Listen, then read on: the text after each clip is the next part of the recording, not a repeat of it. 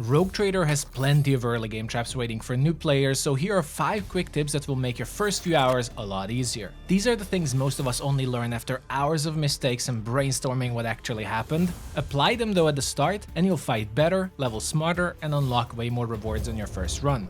Your very first character choice matters a lot in Rogue Trader, so spend just 5 or 10 minutes planning your build early. You don't need to do deep research, just skim the core abilities of your homeworld, origin, and archetype that pushes you into the same certain playstyles. For example, Fortress World gives Never Stop Shooting and Hail of Steel, perfect for burst fire ranged builds with Soldier. Forge World turns Fellowship skill checks into intelligence through calculated relations, great for a skill-focused main character like Officer. And Astra Militarum Commander gives you a turn of friendly fire immunity, amazing if you plan on using plasma guns or anything explosive. You can also inspect archetypes and only read their archetype-specific talents, ignore the rest. Just read a few key abilities, jump back and forth during character creation, and pick the combo that supports the playstyle you aim for. It takes minutes, but saves you hours of mistakes later.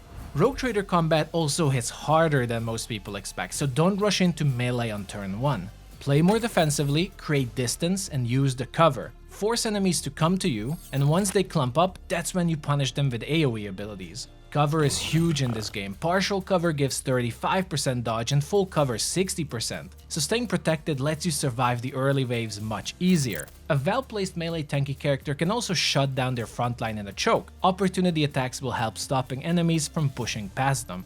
Now your second companion, Adira, is an unsanctioned Psyker, and this is one of the biggest traps from the devs in Rogue Trader. Unlike normal Psykers, who only risk Perils when the Veil degradation is beyond 15 in combat, Adira can trigger Perils of the Warp effect on any psychic power she uses. It's completely random and can wipe your squad and summon demons if it goes wrong. So treat her like a Dungeons & Dragons wild mage. She's very risky on every action. Use her if you like the chaos, but if she causes way too many disasters, don't feel bad about swapping her out. She's designed to be dangerous. A little something for non-combat content is also to make sure you exhaust all your dialogue options if you can, even if you only care for combat and not too much into reading.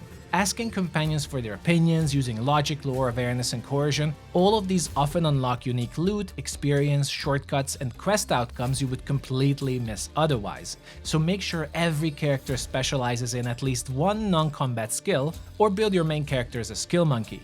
These checks add up fast and can give you huge advantages throughout the campaign. Lastly, always equip 2 weapon sets on every character. Rogue Trader mixes melee enemies with long-range snipers, so having both a close-range option and a long-range weapon option lets you adapt instantly. Usually, only melee weapons lets you parry or control enemies in close combat, while rifles let you deal with threats across the map. And since swapping weapons is completely free by the way, just press X or click the button, you should switch sets whenever the situation changes, or swap to a sword if you expect an incoming melee hit.